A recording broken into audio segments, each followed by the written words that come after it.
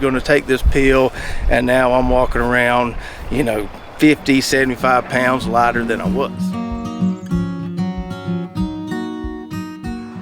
What's up, Lazy Dog fam? Hope all y'all are having an awesome day. It is Monday, January 8th here in South Georgia, and we got a pretty decent little storm rolling through here tomorrow. So today I want to grab some groceries out of our raised bed garden plot here, take you along for the ride, give you an update on some of the things we got growing, and then at the end of the video I'm going to tell you what I think is even better than the newest weight loss fad.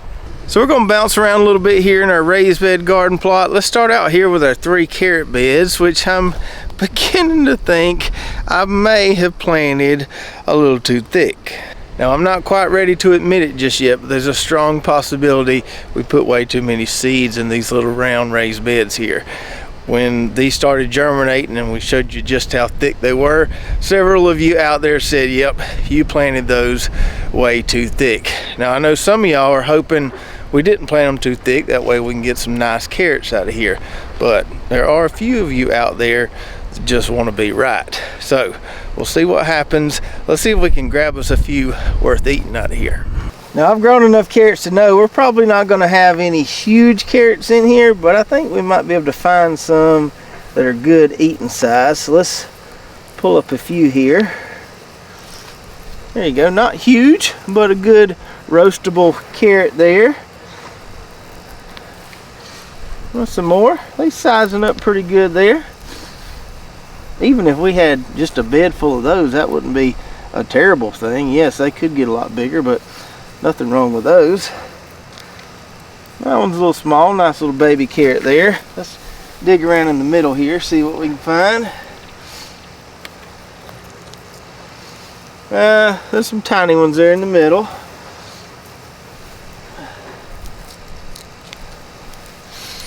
Yeah, it looks like the ones on the end here are a good bit bigger than the ones in the middle, which may need a little more time to grow. There we go. There we go. Now we're talking. Now we're talking. Got that one from the end of the bed over here.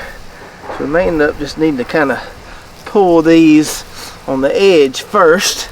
Kind of work our way towards the middle as we selectively harvest all these. Alright, so our Miami orange carrots are getting there. Got a decent little bunch to snack on. Now let's see what we can find here with these yellow carrots. Yeah, about the same. Maybe a little bit smaller than those orange ones. See if we can find a nice one here. That one's better. That's pretty good eating size right there. Probably going to see the same thing with these as we saw with the orange ones. The ones on the end will be a lot further along than the ones in the middle, which are still fairly small. And lastly here, let's check some of these purple carrots, see if we got anything worth getting here. Got some small ones there, little snackable carrots. Got some real tiny ones there too. I think this bed may be planted the thickest of all our carrot beds. There's a decent one there.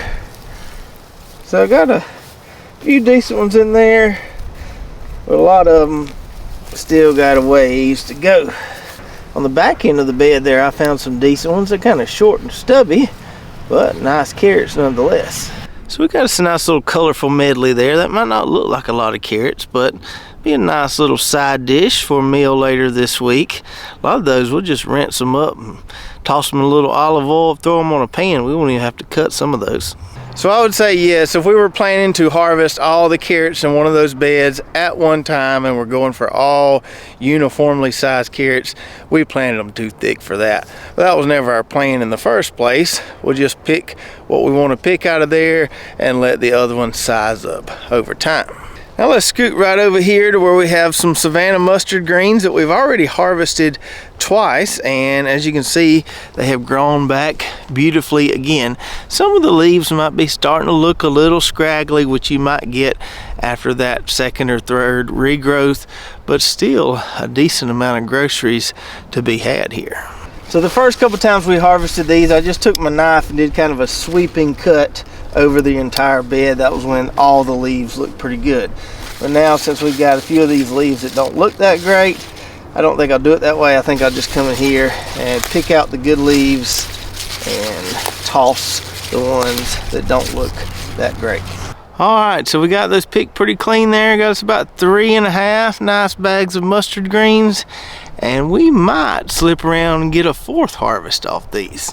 And that's why I always say, at least in the cool season, beds of greens like that you can just cut and keep cutting are going to give you the most groceries per square foot of garden space. So not only are they good for you, they're delicious, they're also going to give you a ton of good groceries for not a whole lot of garden real estate.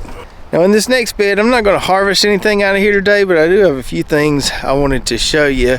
Of course, we've got some weeds in here we need to pull. We've got that lettuce that we revived. It made a nice little comeback. I don't know that the heads are going to get as big as our first round of lettuce, but we've got some nice looking lettuce there. But I really want to show you this right here. These old-timey blue collards, man, aren't those things pretty? Now those plants aren't big enough yet to just have a whole pot of them alone, but last time I cooked a big pot of collards right after Christmas, right around then, I mixed some of those old-timey blue collards in with my flash collards, and they were pretty dang good. I'm ready to try some by themselves, compare them to the flash collards, but I would say they were a good addition to our little collard medley we had for Christmas.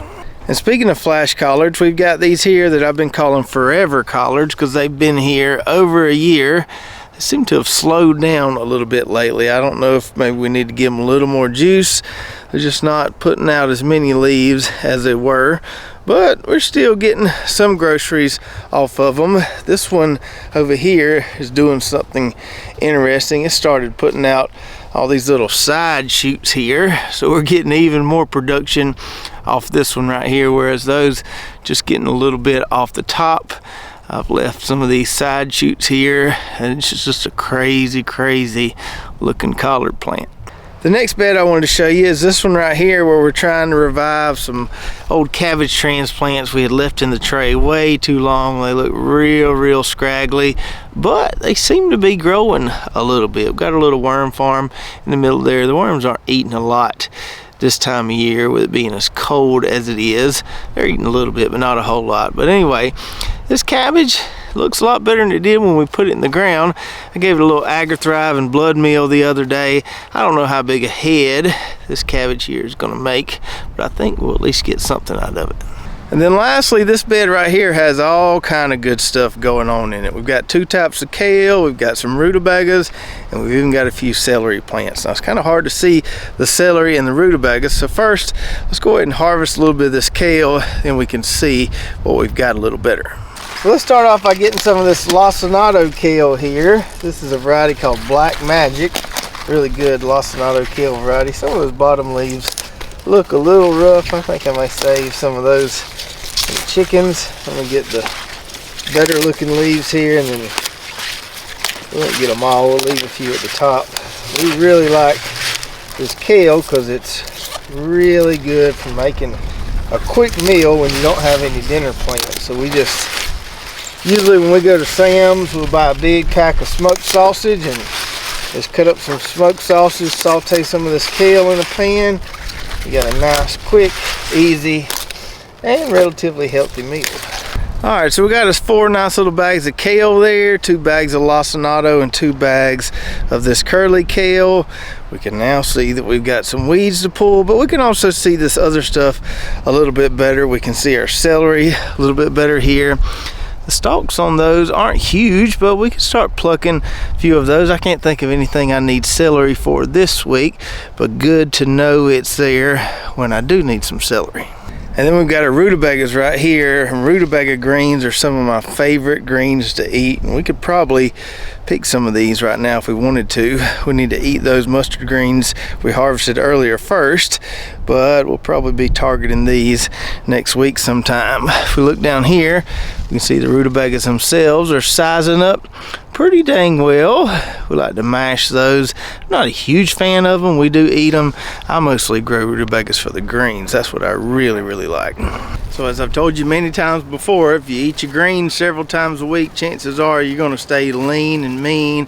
And if you grow them yourself, you've got that extra added satisfaction there. Which leads me to my last point, and bear with me here because I'm going to get on my soapbox for a minute. Now let me preface this by stating the obvious. I am not a medical doctor, I am not a pharmacist, and I didn't stay at a Holiday Inn last night. I'm just giving you my perspective through my lens. Now I don't know about where you live, but here in our little town, this little pill or shot called Ozempic has become all the rage. Now it is my understanding that this was initially developed to treat diabetes, but now you've got everybody taking it. Now, in addition to not being a medical doctor or a pharmacist, I should also mention I'm not a big medicine guy. I don't like taking medicine. One time I had a doctor prescribe me some thyroid medicine, said I had a problem and it could kill me if I didn't take this medicine. So I blindly started taking it, then started doing some research and realized that once you started taking this stuff, you kind of had to take it forever because your system got used to it. So I just cold turkey quit taking it, lost a little weight, and hey, I'm right here just fine. Now, I do have to take an asthma inhaler every day. I have asthma, exercise-induced asthma pretty bad, so I'm religious about my inhaler because it helps me breathe, but not a big medicine guy at all. I don't like taking any kind of pills. But anyways, you got all these people who don't have diabetes that are taking this Ozempic to lose weight. And I'm not talking about maybe older people who are not able to get around much or not able to have a really good diet. I'm talking about people my age in their late 30s and early 40s. And it's pretty easy to tell who's taking this stuff because it does make you shed the pounds pretty fast. But a lot of these people are continuing to take it even after they've lost a considerable amount of weight. They start looking a little gaunt. It's like they're going way past their normal walking around weight. Now, I don't know, but there's got to be some side effects with this stuff. And my just general thoughts is it can't be good for your body to lose that much weight that fast. There's got to be some downside to it. It can't all just be unicorns and rainbows going to take this pill and now I'm walking around, 50, 75 pounds lighter than I was. And as we all know, if it sounds too good to be true, it probably is. I got a bad feeling that somewhere down the road, we're going to realize that handing out this little magical pill like candy might not have been the best thing to do.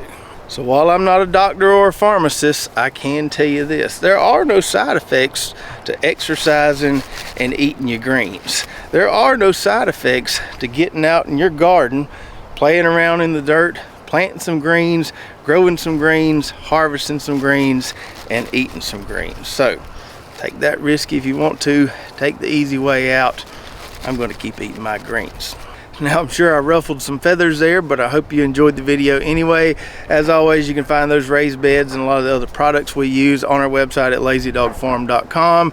And if you want to see how we turn some really bad looking lettuce transplants into that beautiful lettuce I showed you earlier, watch this video right here. We'll show you how we brought them back to life. So check that out, and we'll see you next time right here at Lazy Dog Farm.